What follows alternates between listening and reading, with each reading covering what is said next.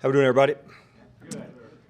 Obviously, met with the guys today, and certainly that loss, that one stings. We have really high standards about how we want to do things and handle our business. So when we don't meet them, it leaves a mark and one that you got to go through and get the corrections from. And I'm glad to open up with you guys and get started on the day. But going back, lots of stuff to hit on and things that we can do better. Dan, David Moore, Dallas Morning News. I think your last two games now, it's 447 yards rushing in a two-game stretch. Do you recall going through a stretch like this where teams were hitting you that way? And the follow-up on that is just, Micah and Malik and some other guys were just talking about playing more disciplined, and guys need to do what they're assigned to do.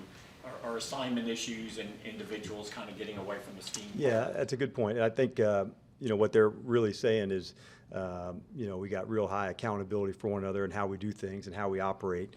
And to get back to your first part, no, I don't have a stretch that I can remember of 2 games to go. And certainly losing the lead is as big a thing as anything. Certainly on defense, when you have it, you want to go make sure this is how it's going to go down and be able to close the door. And so finding some moments to do that and close it in those spaces, those are the ones that you remember more, even so some leaky yards to go to say, this play we got to get done and we got to fix it and finish it. And so those are the ones to me that David, I really want to make sure we hammer home. When the moments were there, I thought we made some uncharacteristic errors that are definitely fixable, but sometimes when you're over trying or trying too hard to go make a play, and I think that's probably what the guys are referring to into that spot, but let's do our job really, really well and have that trust in our execution, and we certainly will, but those are the moments in the games, a fourth down, conversion that goes for a touch, those are the ones that's okay. We got to get that handled. Piggybacking on David, when Michael says guys are kind of doing their own thing and not being accountable, you like to hear that? I think I like that everybody knows they have each other's back. And so if it's one play on one thing or another, that's death by paper cut, 1,000 cuts, or however that saying goes. And so you don't want to live in that way. So I think more than anything, just a good reminder, man, let's do what we do really well. And you don't have to over-try or go outside the boundaries in order to make a play. And when we do that, we're pretty damn successful. And when we don't, those are the results that happen. Do you have the right guy to stop the run? 100%. It's not a talent or personnel issue. Nope. Michael Gelkin, Dallas Morning News. No one in that locker room seems surprised by the way teams are attacking you guys. A lot of these perimeter runs have been where the damage has come. Yep. What does fixing that look like? Yeah, I think there's a couple things, Mike. First off, we got to do a really good job of there's a couple of different ways on perimeter ends. One's are jet sweeps. You've seen that. That's a perimeter one. One could be like a crack toss where you pin somebody down and pull a lineman to get the ball outside, or certainly just a toss play. So those are the ones, crack replace issues, to come back in and go hit it. And so we're going to work really hard on those to get those part exactly like we like. There was definitely plays where we did it and did it to the level that we like and expect. And when we miss on them, those are the ones that goes for 8 or 12 or 14. And so although we didn't give up a lot of explosive runs, 5 yards, 7 yards, too many, for our liking. Calvin Watkins, Dallas Morning News. We've been talking about this all year, the run defense. Is it frustrating because you can't fix it the way you want to? Yeah, I think anytime you don't nail it exactly like you want, there's an element of that you want to just nail it perfectly. And so that's where we're aiming towards, to make sure we get that part right. We know how important it is. And as we've seen through some of the last few weeks, some teams are, hey, well, this is fully committed to how we want to get it on. If that doesn't get our attention to say this is how it has to go down, then it would be hard pressed to find another way to get it across. But one thing I do know, we have the right crew to do it, and the answers are within that circle to do that, and I'm more than certain that this group of guys will get that done. Babe. Babe Laufenberg, Cowboys Radio. Dan, I know you're in your job description, tipping your cap is not in there, but when you get a guy like Rodgers and the throw to Watson, over AB and some of the fourth down throws, you also not say, and as you mentioned, No, big plays I in the passing game. Yep, I get where you're coming.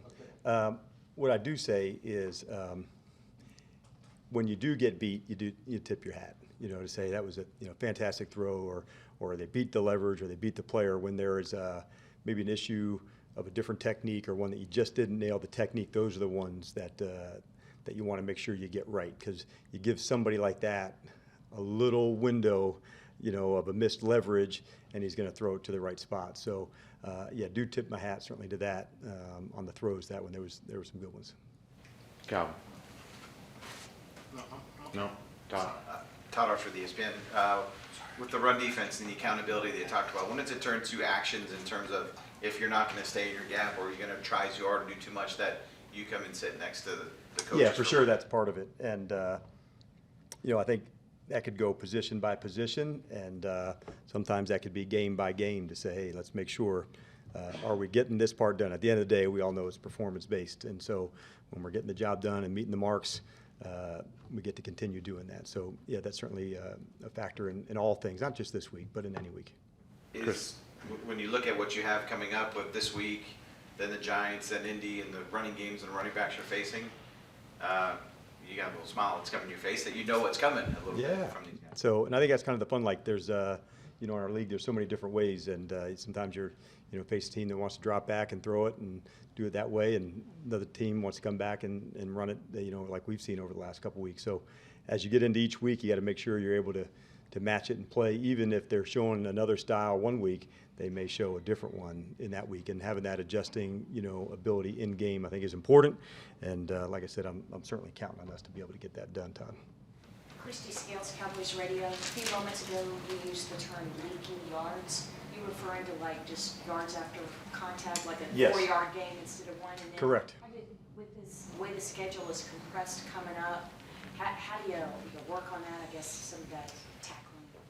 Yeah, I think we don't think too much, down the road. So I think, when we are, in a game plan, these are the things you have to work this week. It might be, as Michael was referring to earlier, how do we work the outside stuff with the safety replacing on a corner who gets cracked, and how do you work that specific drill? So I don't know if it's necessarily has anything to do with the compressed weeks or anything. It's just about, hey, these are the things we have to get done this week and drill them to work them into it.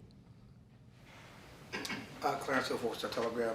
How much impact, I know Anthony Brown gave up the touchdown, but losing him and playing with Kelvin Joseph, can you talk about how that impacted the game? Sure. Yep.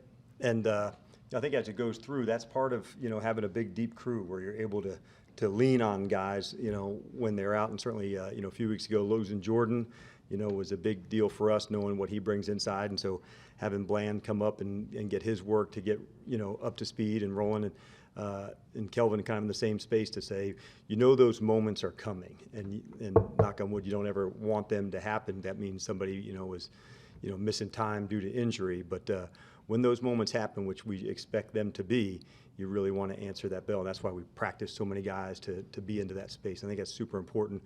We've had some guys miss at safety, at corner, now at nickel, at, even at linebacker some. So to have multiple people playing and up and going, I think that helps a lot.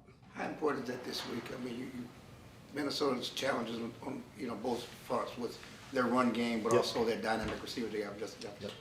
And certainly, I think that's the thing that jumps out to me is the playmakers. It's the speed at running back, the speed at receiver, now the speed also at tight end.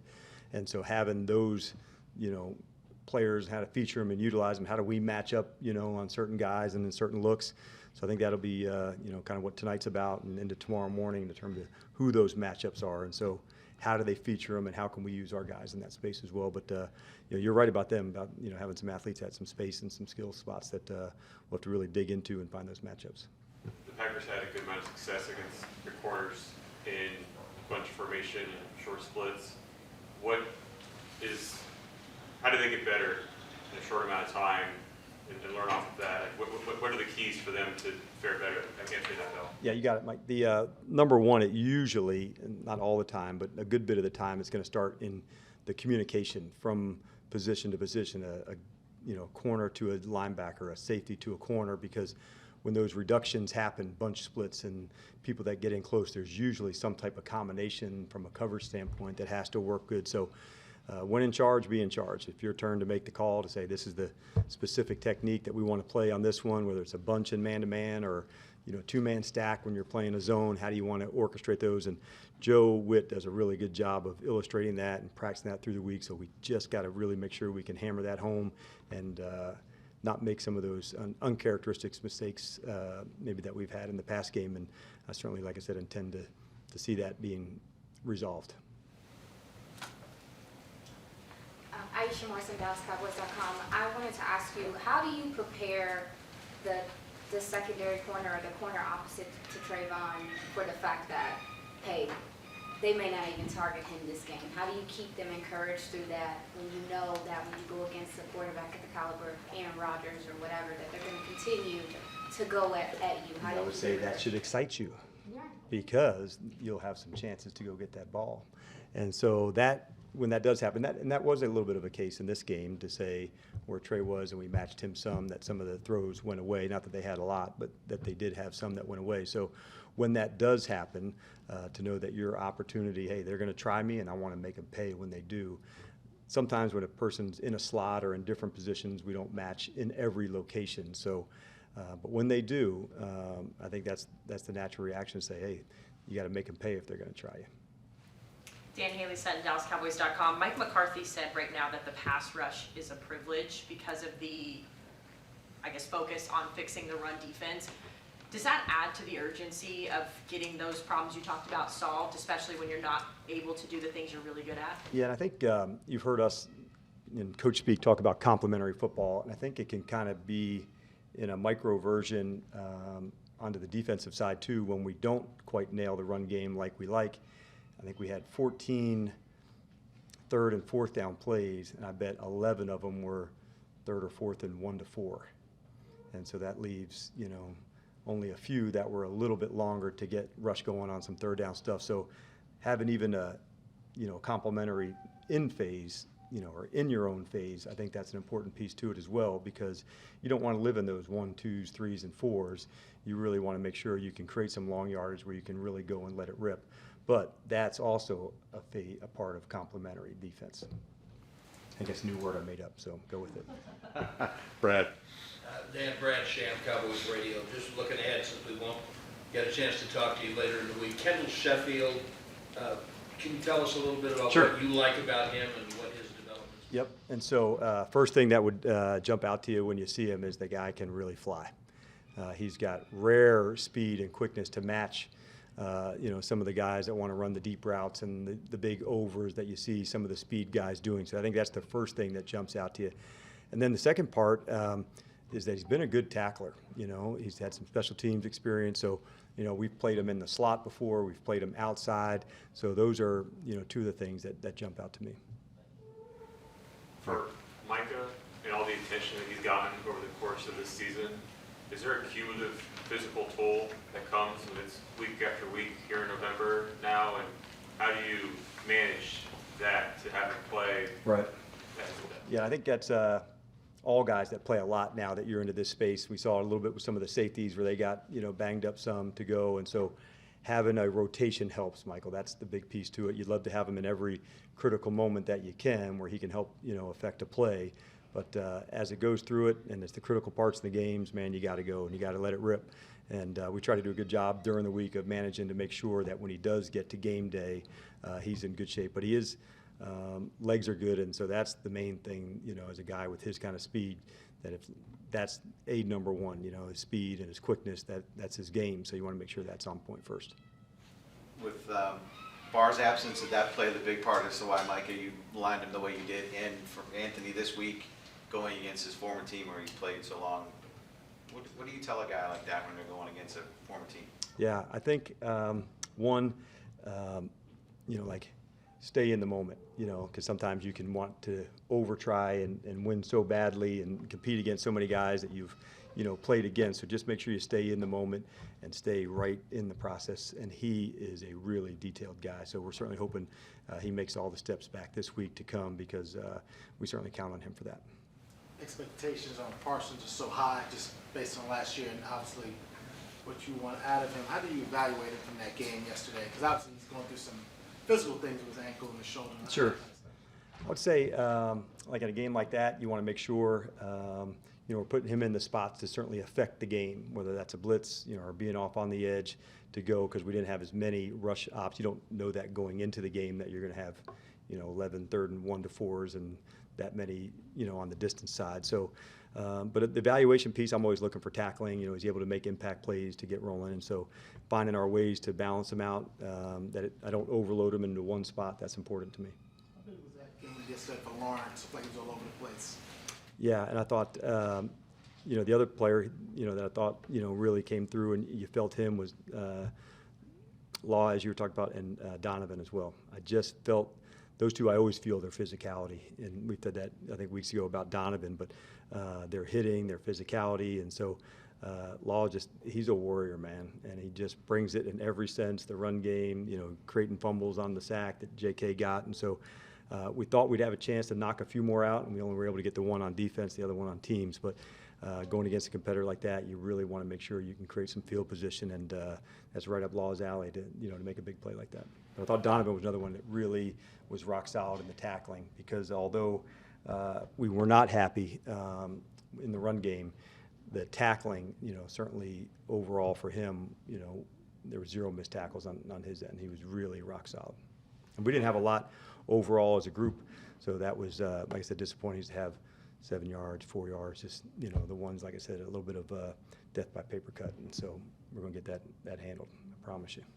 For Ron Bland, not to say other than communication, 'cause that's a big part of it, but where can he grow as he gets settled into this role that he has? Yeah, I think some of it just comes from the on-the-job training, Michael. And the reason why is the different spots, the different places, the different styles that he's playing against. He's really answered the bell in some of the at the line of scrimmage stuff. He's square and he's long. He can get his hands onto people. So just staying connected all the way through the play, looking ahead. Here's a formation that's maybe coming. What play may happen? So some recall about here's some plays, as opposed to being reactive.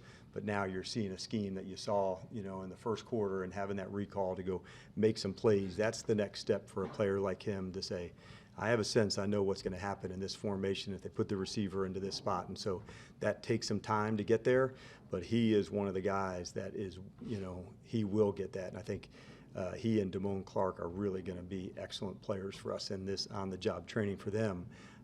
It'll carry over, over the next few weeks, that they're just going to keep getting better and better.